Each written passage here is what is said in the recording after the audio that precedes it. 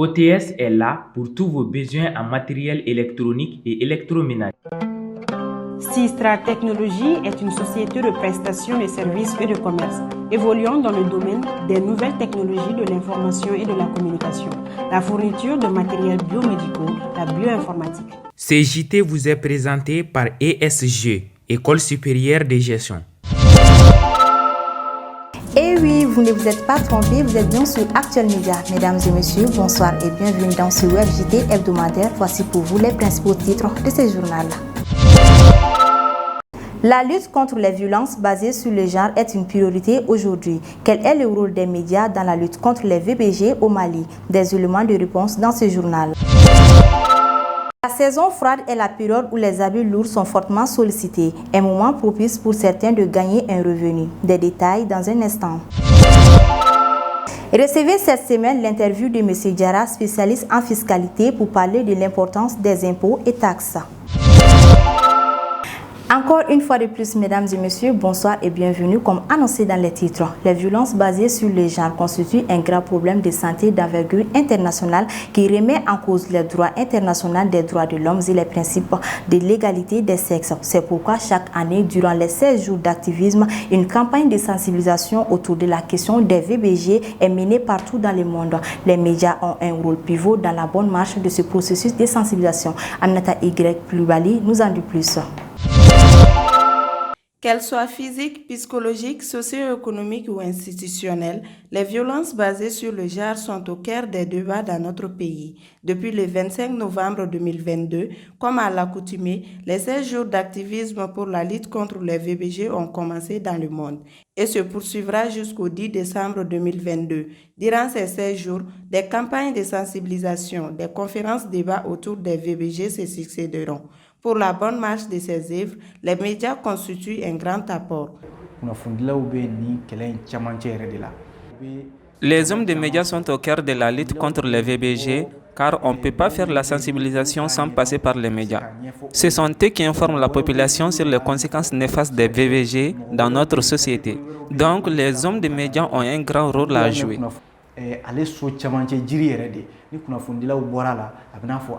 La situation actuelle de notre pays continue d'impacter négativement la population à cause de la crise multidimensionnelle à laquelle le pays fait face et peut notamment constituer des facteurs forts dans la perpétuation des violences basées sur le genre. Selon Abdoulaye Guindo, les médias, particulièrement les journalistes, peuvent être des moteurs dans la lutte contre les VBG. C'est pourquoi au sein de leur plateforme Bembéré, un volet est spécialement dédié à la lutte contre ces fléaux. Et nous, on a un volet exclusivement consacré à la lutte contre les VBG. Quand vous analysez notre plateforme Bembéré, on a une composante là d'amour qui est exclusivement réservée à la santé sexuelle et reproductive et qui parle beaucoup de VBG. On fait beaucoup de plaidoyers, beaucoup de campagnes en faveur d'une loi contre les VBG, beaucoup de campagnes en faveur de la promotion de l'équité genre, beaucoup de plaidoyers en faveur des survivantes des VBG pour qu'elles puissent surmonter les séquelles qu'elles ont subies. On a des contenus divers, notamment des vidéos, des témoignages, des articles, des débats Bembéré Benkan que nous faisons et aussi des actions de sensibilisation. Même si beaucoup a été fait, selon les dires de M. Nou Diko du journal Alerte, les VBG sont systémiques et culturellement ancrés au Mali. Les acteurs en sont conscients. Notre rôle aujourd'hui, c'est d'abord mettre à la disposition des citoyens, de nos concitoyens, les lois qui régissent la violence basée sur le genre. Et une fois cela est obtenu, ça permet aux uns et aux autres de comprendre que réellement, voilà, tel comportement est réprimé par la loi, donc je dois faire attention. Premier élément. Le second élément, c'est quoi? Il faut démystifier les concepts, parce que autour de ces notions-là, il y a un tabou. Il faut briser ce tabou-là. Qui peut briser le tabou? C'est à travers l'instauration du débat.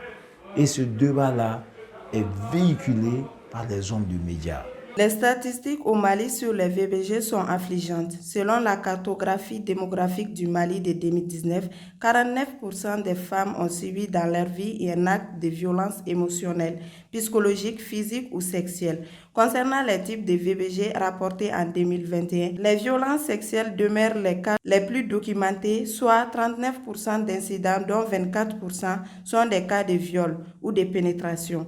Les violences physiques et les situations de déni des ressources ou des services représentent chacun 18% d'incidents.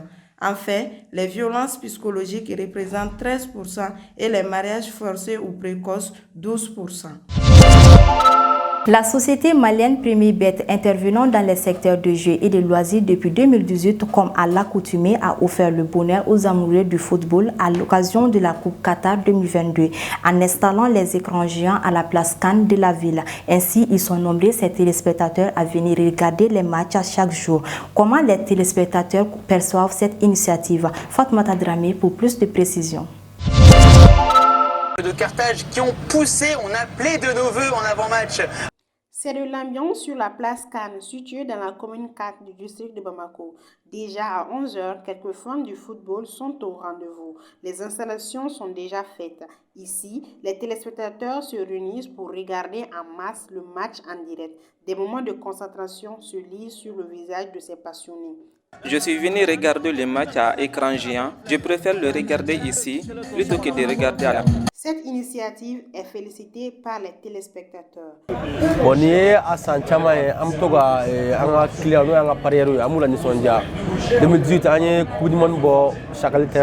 Nous installons l'écran géant. En 2018, nous étions à Chabat-Terrain. Cette année, nous avons décidé de venir à la place Cannes pour faire plaisir à nos clients, vu que notre société intervient dans le secteur de jeux et de loisirs. Donc, en tant qu'une société Paris Foot, il est de notre devoir d'apporter la joie à nos clients gratuitement. Bon, mon âme est fou parce que on fait une société de Paris sportif. Bon, faut en faire ganga et Joro ira bien volontaire. Nous faisons fête babi. Événement comme Cani mondial.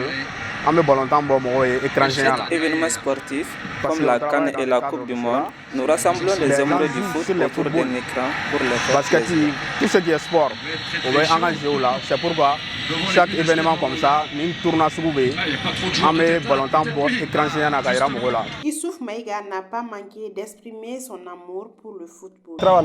Donc j'étais de passage, comme Baradji, on donne la match là c'est l'Afrique qui joue, donc nous sommes l'Afrique supporter. C'est mon plaisir, ça fait partie de mes loisirs. Le football, la lecture, la musique, c'est des choses que je kiffe trop. Cette initiative d'installer l'écran géant sur la place Cannes permet aux amoureux du football de regarder le match en direct au même moment que ceux qui sont à Qatar.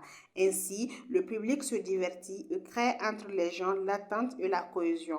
Au-delà, c'est une occasion pour les organisateurs de faire la promotion de leurs produits. À Bamako, la saison froide est la période où les habits lourds comme les pullovers, les jaquettes et les chaussettes sont les plus sollicités par la population. Les boutiques des friperies et les marchés se remplissent des clients à la recherche de quoi porter pour se protéger. Cette année, les vendeurs s'inquiètent de la situation économique du pays et la rareté des clients. Plus de détails avec Nana Kadija Kone.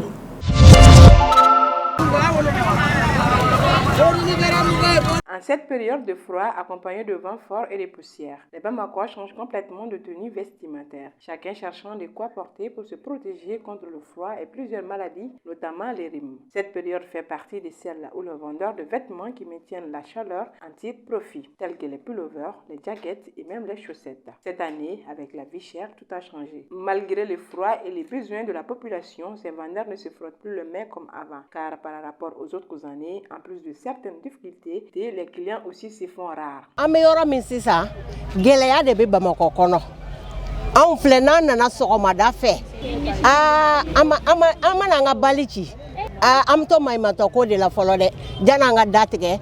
Actuellement, c'est la vie chère à Bamako. Souvent, nous avons même du mal à avoir des clients. Et puis maintenant, les balles ne sont plus comme avant, car elles sont remplies des habits déchirés et peu d'échantillons, malgré que nous les prenions dans la cherté. Les Maliens aiment la cherté, sinon pendant des saisons pareilles, les habits doivent être encore moins chers, surtout au Mali. D'où la majorité est pauvre, c'est la friperie qui doit être à la portée de tous, mais on ne sait plus que faire.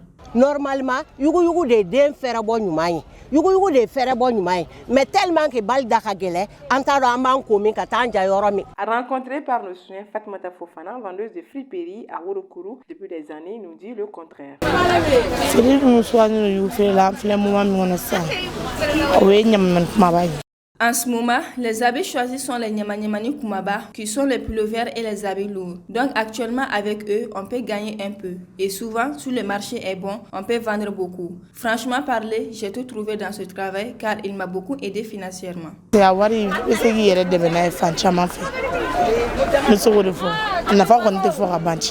À cette période de changement des saisons, chaque parent doit contribuer à la santé de ses enfants comme Monsieur Touré. Comme nous venons de débuter la saison phare, donc je suis venu chercher quelques habits lourds pour mes enfants. Généralement, je l'ai fait qu'une seule fois dans l'année. Aujourd'hui, j'ai dépensé jusqu'à 25 000 francs, car c'était pour toute la famille. Alors, j'invite tous les parents de venir acheter des habits lourds pour ses enfants, parce que les enfants doivent être protégés avant d'aller à l'école, surtout en ces moments. À côté des vendeuses de pullovers, nous avons trouvé une vendeuse de chaussettes qui nous fait part de son quotidien. Maintenant, on se débrouille avec sa vente. Sinon, c'est avec l'harmattan que ce marché devient florissant. On le vend de 200 francs CFA à 300 francs CFA. Souvent, si le marché est bon, je peux aller de 50 à 100 chaussettes par jour. La saison froide étant la saison où les habits lourds sont très sollicités par presque toute la population malienne. Cette année, ces vendeurs se grincent les dents car avec la situation économique du pays qui est dégradée, et cela inquiète les vendeurs. Dans chaque pays, payer les impôts et les taxes font partie des devoirs des citoyens. Ils sont payés par toute personne ayant une entreprise, quel qu'en soit le domaine, aussi en fonction du bénéfice que reçoivent ces personnes concernées dans leurs entreprises ou sur leurs marchandises. Mais à quoi servent ces impôts et ces taxes? Amadou Diara, spécialiste en fiscalité, nous donne des détails au micro de Abdoulaye Maïga.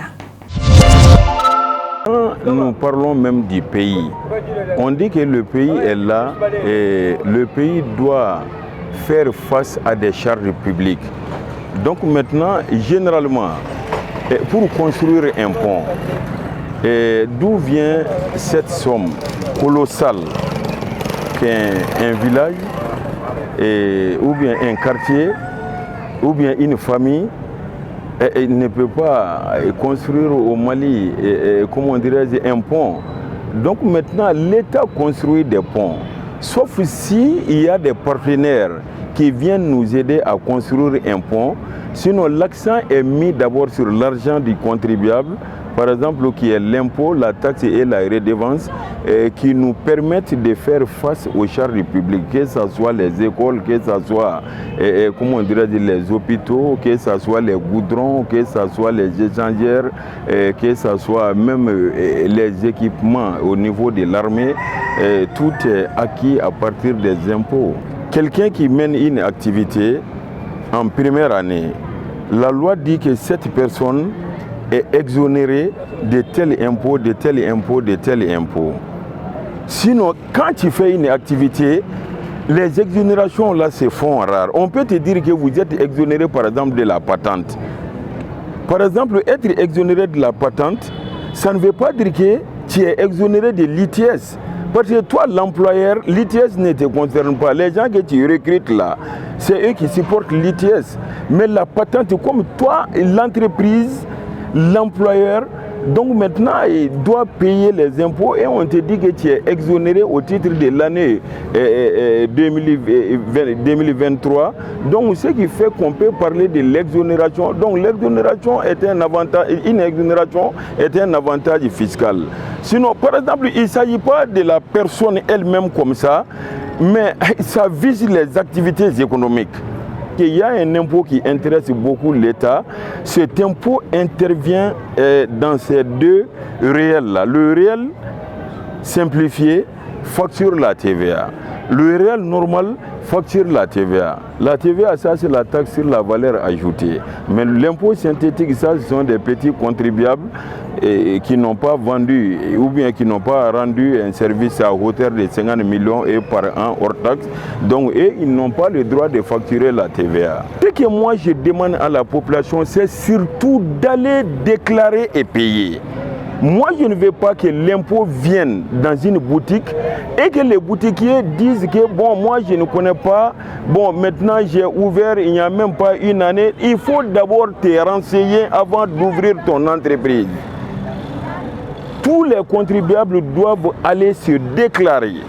Par exemple, dans leur centre, c'est le centre qui peut te dire que ah, toi tu ne dois pas être déclaré ici, tu es au CIM ou bien tu es à la DG, ainsi de suite. Donc l'article premier de la chose, ils doivent aller déclarer leurs activités et au moment du paiement des impôts, eux-mêmes ils doivent se déplacer pour aller déclarer et payer. C'est ce qui est bon et c'est ce que la loi demande. À présent, l'actualité nationale et internationale avec la voix et la compilation de Mamadou Bilali Koulibaly. Ce jeudi 1er décembre 2022 a eu lieu la rentrée judiciaire 2022-2023 sous la présidence du président de la transition, le colonel Assimi Goïta. Une audience solennelle de rentrée des cours des tribunaux. Les magistrats des syndicats SAM et Silima en grève ont boycotté l'événement annuel, mais l'on pouvait remarquer la présence d'autres personnalités maliennes, en plus des présidents des institutions de l'État. Le président, dans son discours, envisage une justice plus proche des citoyens. Ce 1er décembre, dans un communiqué de presse, la HAC a ramené la suspension de la chaîne de télévision Joliba TV News à 1 mois après des médiations des professionnels de médias et un recours gracieux de la chaîne, dans lequel Joliba dit tenir compte des remarques formulées par l'autorité de régulation. Pour rappel, la chaîne avait été suspendue pour 2 mois le 2 novembre dernier, après un édito du 30 septembre 2022. La suspension sera donc levée en ce mois de décembre. Tout le continent a été choqué par les scènes d'une violence rare jeudi dernier dans l'Assemblée nationale du Sénégal. L'on voyait une députée de la majorité, Amine Ndiaye, pris parti par un puis 2 députés de l'opposition. Elle aurait critiqué un célèbre marabout du pays. La députée enceinte s'est évanouie et a été ramenée à l'hôpital. Les associations sénégalaises de lutte contre les violences basées sur le genre sont scandalisées et comptent porter plainte contre les 2 députés de l'opposition. Le président du Faso, Ibrahim Traoré, a confirmé devant la société civile avoir déjoué une tentative de coup d'État contre lui la semaine dernière. Il sollicite l'aide et le soutien de la société avec la veille citoyenne pour mettre fin à ce qu'il qualifie de déstabilisation de la transition burkinabé. Mesdames et messieurs, c'était tout pour ce Web JT hebdomadaire. Merci à vous de l'avoir suivi et très bonne suite des programmes sur Actuel Média.